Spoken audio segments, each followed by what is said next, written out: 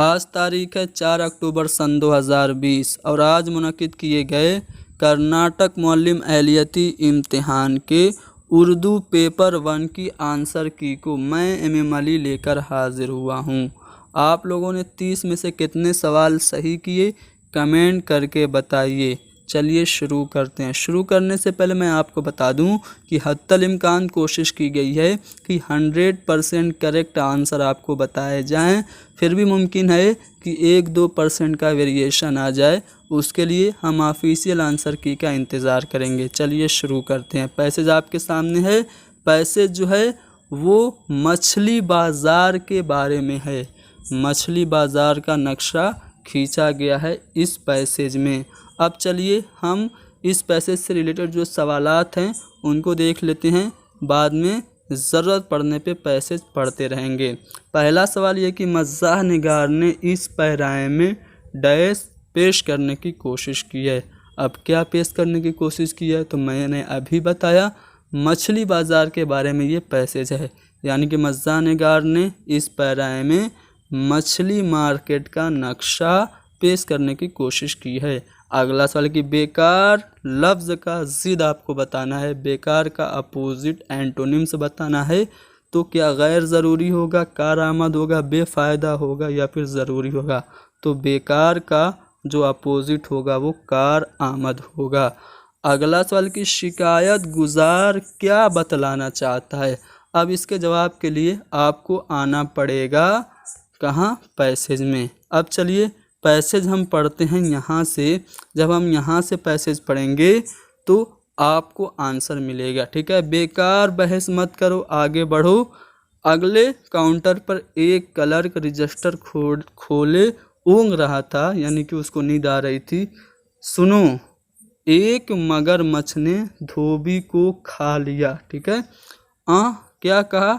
बुड्ढे ने कानों पर हाथ रखकर पूछा, एक धोबी को एक मगरमच्छ ने खा लिया है।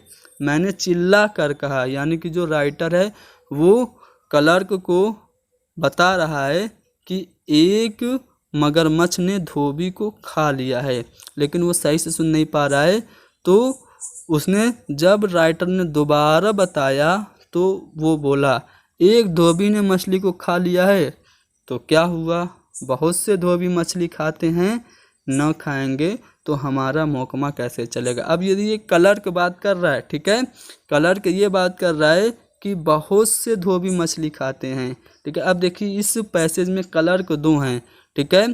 पहला क्लर्क यहाँ पे आपको देखने को मिलेगा, ठीक है। फिर आगे बढ़ेगा तो दूसरा क्लर्क मिलेगा और दूसरे क्लर्क की बात ये है। और ये जो बात है कि सुनो, एक मगरमच्छ ने धोबी खा लिया, ये राइटर की बात है, ठीक है। आपको ये बात ध्यान में रखना है और आपको क्वेश्चन दिखना है। शिकायत गुजार क्या बतलाना चाहता था, यानी जो राइटर है वो क्या बतलाना चाहता था? धोबी ने मछली को खा लिया, मछली ने धोबी को खा लिया, मगरमच्छ ने धोबी को खा लिया या फिर मगरमच्छ ने मछली को खा लिया? तो राइटर यही तो बताना चाह रहा था, सुनो, एक मगरमच्छ ने धोबी को खा लिया। यानी कि शिकायत गुजार बतलाना चाहता था कि मगरमच्छ ने धोबी को खा लिया। अगला सवाल है कि इस मुबाहिसा में रामू किसका नाम है। अब देखिए रामू यहाँ पे आपको देखने को मिलेगा, ठीक है। तो हम पीछे चलते हैं, ठीक है। क्लर्क ने कहा मैं तो सिर्फ मछलियों की अंडों की फाइलें देखता हूँ। आगे जाएं, दूसरा क्लर्क बोला मेरे पास सिर्फ मछलियों के ज़ख़ीरे की मालूमात है। फिर जो राइटर उससे पूछता है, खैर आपने क्या नाम बताया? तो जवाब देता है रामू। तो ये कौन है? दूसरा क्लर्क है जिसका नाम है रामू। तो इसलिए आपको यहाँ पे जवाब मिल जाएगा। इस मुबाहिसा में रामू जो नाम है वो क्लर्क का है। पहला या दूसरा क्लर्क आपसे पूछा नहीं है, तो बस आप क्लर्क का आंसर कर देंगे। चलिए, बहुत से धोबी मछली खाते हैं, ये जुमला किसने कहा? तो याद रखिए, दूसरा जो क्लर्क है, जब शिकायत गुजार उससे कहता है कि मगरमच्छ ने मछली खा लिया, तो वो चूँकि थोड़ा सा कम सुनता है तो वो कहता है क्या धोबी ने मछली को खा लिया? कौन सी बड़ी बात है, बहुत से धोबी मछली खाते हैं। तो बहुत से धोबी मछली खाते हैं, ये जुमला दूसरे क्लर्क ने कहा था। अब देखिए एक नज़्म है, इसको हमें पढ़ना है, फिर इससे रिलेटेड क्वेश्चन का आंसर करना है। गालिब की गज़ल है, दिल नादा तुझे हुआ क्या है, आखिर इस दर्द की दवा क्या है, हमें मुश्ताक और वो बेजार। मुश्ताक और बेजार दो अपोजिट लफ्ज़ है, ये बात आपको ध्यान में रखना है, आगे क्वेश्चन में आपको मदद मिलेगी। हमें मुश्ताक और वो बेजार, या इलाही ये माजरा क्या है, मैं भी मुँह में ज़बान रखता हूँ, काश पूछो कि मुद्दवा क्या है, और हमसे उनको वफ़ा की है उम्मीद। किन से वफ़ा की उम्मीद है, जो नहीं जानते वफ़ा क्या है।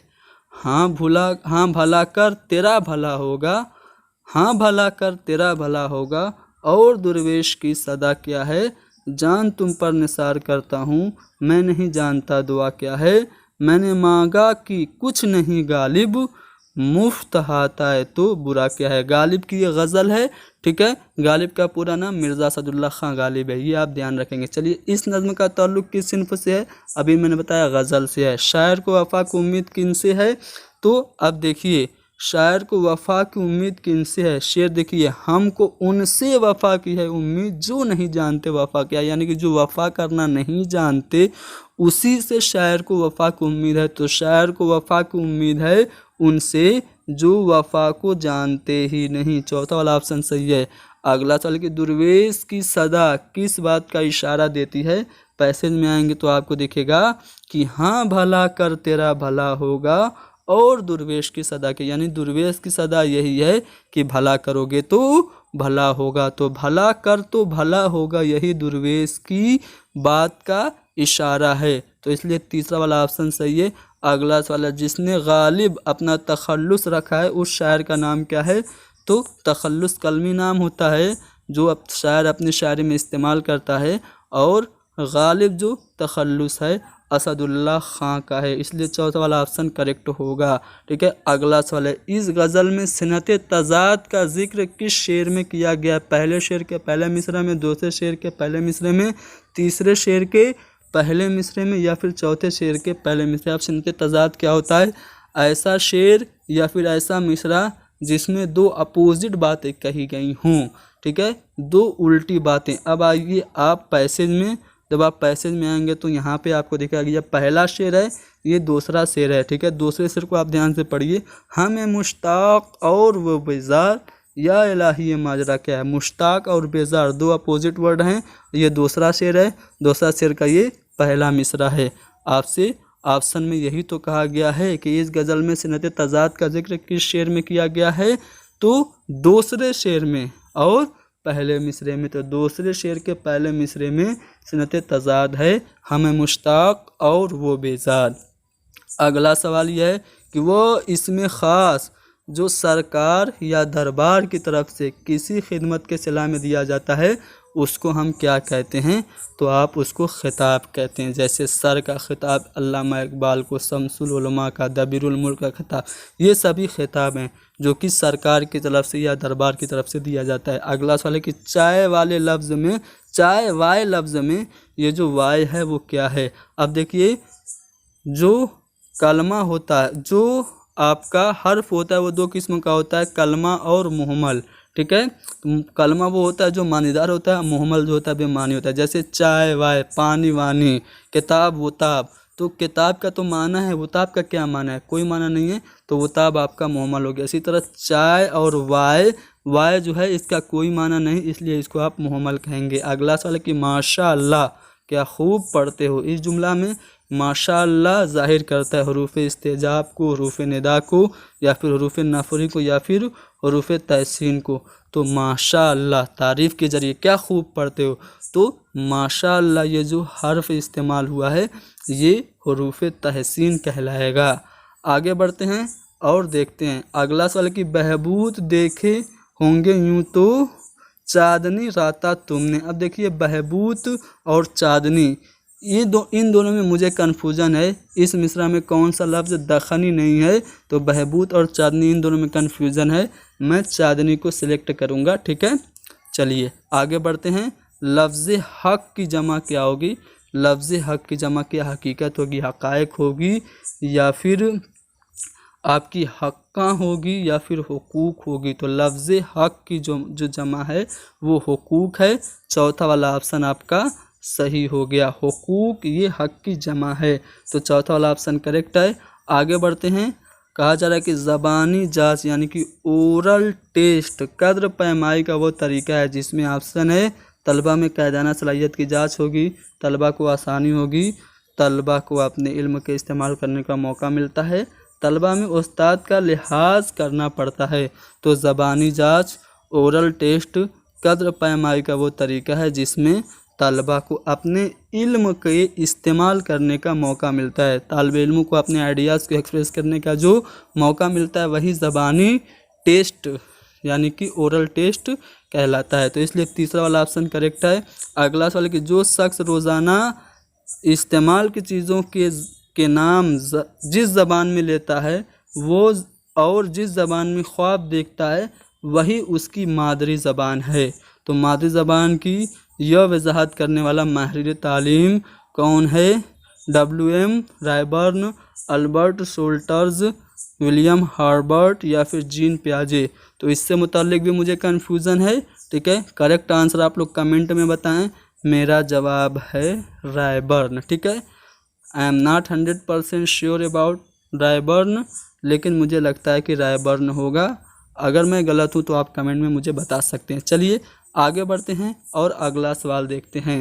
एक तालिब इल्म सही को सही की तरह लिखे तो उस्ताद को क्या करना चाहिए? समाती गलती को दुरुस्त करना चाहिए, तहरीरी गलती को दुरुस्त करना चाहिए, इमला या हिज्जों की दुरुस्त करनी चाहिए या फिर तलफ़ुज़ यानी कि प्रोनाउंसिएशन सही करना चाहिए। अब देखिए सही ऐसे लिखा जाता है, उसने लग दिया ऐसे, तो उसका इमला और हिज्जे सही नहीं है। तो इमला और हिज्जों की हमें दुरुस्तगी करनी चाहिए अगर बच्चा ऐसी गलतियां कर रहा है। तो चलिए नमूने सबक में ऐसी नमूने के मराहिल की तरतीब जो 5E है, ऐसी यहाँ पे लिख दिया लेकिन यहाँ पे 5E होना चाहिए, ठीक है। 5E जो है उसके नमूने की मराहिल की सही तरतीब, तो मैंने इससे रिलेटेड क्वेश्चन बताया था, आप देख सकते हैं। पहला है मुतवज्जा करना, मशगूल करना, दूसरा है तलाश करना, जुस्तजू करना, तीसरा वजाहत करना जिसको हम लोग तौज़ी करना, तशरीह करना या फिर समझाना कह सकते हैं, चौथा है वुसात करना और पांचवा है कद्र पैमाई। अब देखिए चारों ऑप्शन पे ध्यान दें तो आखिर में कद्र पैमाई 1 में है, 2 में है, 4 में है, 3 आपका हो नहीं सकता, इसको आप इग्नोर करिए। अब देखिए अब पहला जो है वो मसरूफ़ है। मसरूफ़ क्या होता है? मशगूल को कहते हैं, बिज़ी को। तो यहाँ पे देखिए मशगूल पहला है इंगेज, ठीक है। तो इसलिए इंगेज ये हो गया। दूसरा आपका हो गया इंकशाफ को आप क्या कहेंगे? एक्सप्लोर कहेंगे। फिर उसके बाद क्या कहेंगे? उसके बाद फरमाइश यानी कि आप उसको एक्सप्लेन कहेंगे। उसके बाद एक्सपेंड आपका जो होगा वो तौसी होगा। उसके बाद इवेल्युएशन आपका कद्र पैमाई, यानी कि दूसरा वाला ऑप्शन आपका करेक्ट है। आगे बढ़ते हैं। फिल बदी, तकरीर, मुकालमा, नज़्म गोई, मजमून निगारे के ज़रिए तलबा में फ़रोग़ पाने वाली महारत। अब देखिए यहाँ पे एक मैंने यही क्वेश्चन सेम मैंने कराया था, तो मैंने उसमें थोड़ी सी मिस्टेक कर दी थी जब मैंने क्वेश्चन कराया था, तो लेकिन यहाँ पे उस मिस्टेक को सुधार रहा हूँ। यहाँ पे देखिए फिल बदी तकरीर, मुकालमा लिखना, नज़्म गोई यानी कि नज़म कहना, मजमून निगारी यानी कि मजमून लिखना, ये सभी जो हैं वो अदबी रुझान बच्चे में लिटरेचर से रिलेटेड जो इंटरेस्ट है वो बच्चों में बढ़ाएंगे। इसलिए तीसरा वाला ऑप्शन करेक्ट हो गया। बढ़ते हैं अगले सवाल पे। अगला सवाल कि दरस व तदरीस के मैदान में उस्ताद का रोल इस तरह होता है। इस क्वेश्चन को भी मैंने कराया था। टीचर का रोल फैसिलेटर का होता है, सहूलत रेसा का होता है। अगला सवाल के दौरान तदरीस असातिज़ा का तलबा से मरहलावार सवालात करके जवाब हासिल करना क्या कहलाता है? ठीक है, क्लासरूम में पढ़ाने के दौरान क्वेश्चन करके आंसर करना, ये क्या कहलाता है? फॉर्मेटिव असेसमेंट कहलाता है। फॉर्मेटिव असेसमेंट किसको कहते हैं? तश्कीली जाँच को कहते हैं। अगला सवाल कि बच्चा की ज़बान जिसके ज़रिए अपने गिरदो पेश की दुनिया से मरातबा कायम करे, यानी कि जिस लैंग्वेज से बच्चा कम्युनिकेशन करे उसको हम क्या कहते हैं? ठीक है, आसपास के लोगों से बातचीत जिस ज़बान में छोटा बच्चा करता है, क्या वो मादरी ज़बान, इलाकाई ज़बान, कौमी ज़बान या फिर ये तमाम ज़बानें हैं? तो मादरी ज़बान शुरुआत में बच्चा इस्तेमाल करता है। अगला सवाल कि निसाब की तैयारी के उसूलों में मंदरजा झेल में से कौन सा उसूल गैर ज़रूरी, यानी कि जब आप सिलेबस बनाएं तो सिलेबस बनाने के जो रूल्स हैं उनमें से कौन ऐसा है जो कि गैर ज़रूरी है, कंपलसरी नहीं है। पहला, निसाब रोज़मर्रा की ज़िंदगी से हम आहंग हो, यानी कि निसाब जो है सिलेबस डेली लाइफ से रिलेटेड हो। सही बात है, ये तो ज़रूरी है निसाब बनाने में। बच्चों की नफ्सियात और फितरत के ऐन मुताबिक हो, यानी कि बच्चों का जो मेंटल लेवल है और उनका जो नेचर है उससे मतलब मेल खाता हो, ये भी बात सही है। ठीक है, बच्चों के समाजी ज़रूरतों के मुताबिक हो, ये भी बात ज़रूरी है निसाब बनाने में। चौथा ऑप्शन है कि महदूद ज़ख़ीरे अल्फाज पर मरकूज़ हो, यानी कि लिमिटेड वोकैबलरी हो। तो निसाब बनाने के उसूलों में ये जो उसूल है कि लिमिटेड वोकैबलरी हो, महदूद ज़ख़ीरे अल्फाज हो, ये गैर ज़रूरी उसूल है। तो चौथा वाला ऑप्शन हमारा सही जवाब होगा।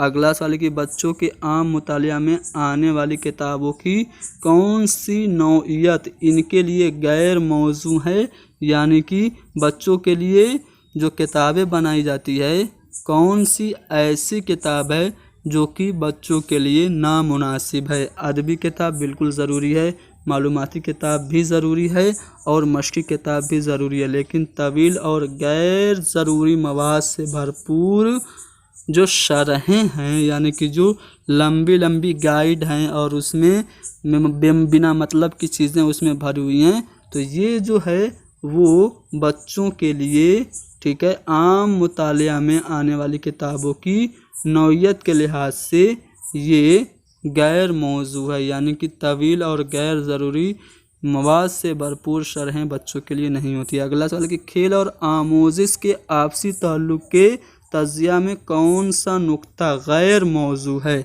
खेल और आमोजिश का आपसी जो ताल्लुक़ है, खेल बराए खेल पहला ऑप्शन है, खेल बराए आमोजिश, आमोजिश बराए खेल, आमोजिश बराए आमोजिश। तो यहाँ पे आप देख सकते हैं, इसमें मुझे कन्फ्यूज़न है, आप बताइए इसका जवाब कौन सा सही होगा। ठीक है, मुझे लगता है कि यहाँ पे जो सही जवाब है क्या है, मैं अपना राय नहीं बताऊंगा, आप कमेंट करिए और बताइए कि क्वेश्चन नंबर 26 का जवाब क्या होगा। अगला सवाल कि मदरसा की आमोजिश का आखिरी निशाना क्या है। पहला ऑप्शन है बच्चा में अपने आप सीखने की सलाहियतों का फ़रोग, बच्चा को कामयाबी का सर्टिफिकेट देना, या फिर बच्चा अपने साथियों की मदद से सीखे, या फिर बच्चा को किसी दूसरे स्कूल में दाखिला मिल जाए।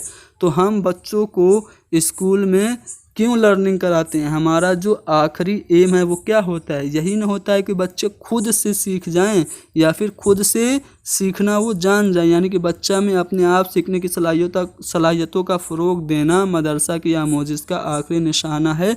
तो पहला वाला ऑप्शन करेक्ट है। अगला सवाल कि मौजूदा दौर में मंसूबा सबक का जो राइजुल वक्त तरीका है वो क्या है। ठीक है, करेंट टाइम में लेसन प्लान का जो तरीका है वो क्या है, तो 5E नमूना मंसूबा सबक, ये राइजुल वक्त तरीका है। दूसरा वाला ऑप्शन सही है। किस्सा गोई क्या है, दिल बहलाने के लिए किस्सा कहानी कहना, वक्त गुजारी का ज़रिया, समाती तरबियत की अहम तकनीक, या फिर जमात में मसरूफ़ रखने का एक गुर। तो किस्सा कहना, जब हम बच्चों को किस्सा कहानी सुनाते हैं तो इससे उनकी जो लिसनिंग स्किल है ना वो डेवलप होती है। तो किस्सा गोई जो है वो समाती तरबियत की एक अहम तकनीक है। अगला सवाल कि पढ़ने से मुराद है, पढ़ने से मुराद क्या है, सिर्फ हरफों की गैर मख्फी अंदाज में आवाज़ की शनाख्त करना, या फिर तहरीर की शक्ल में मौजूदा हरूफ बामानी अंदाज में समझने का अमल, या फिर नज़र के सामने मौजूदा मवाद को पढ़ना जिसके मानी पर गौर न किया गया हो, या फिर लहन के साथ पढ़ लेना ताकि सुनने वाले खुश हो जाएं। अब देखिए, पढ़ने से मुराद सिर्फ हरूफ की अदायगी नहीं होती है, बल्कि पढ़ने से मुराद होता है मीनिंग को समझना। ठीक है, मानी को समझना, ये पढ़ना कहलाता है। तो इसलिए हम कह सकते हैं कि तहरीर की शक्ल में मौजूद हरूफ बामानी अंदाज में समझने का अमल, ये पढ़ना कहलाता है। तो दूसरा वाला ऑप्शन सही होगा। तो ये थी 4 अक्टूबर को मुनक़िद की गए कर्नाटक टेट की जो आंसर की है वो। आप लोग इस वीडियो को ज़्यादा से ज़्यादा शेयर करें। 30 में से कितने क्वेश्चन आपके सही हुए कमेंट करके बताइए, और कमेंट करके ये भी बताइए कि हैदरी स्टडी पॉइंट आपको किस हद तक कर्नाटक टेट की तैयारी कराने में कामयाब रहा।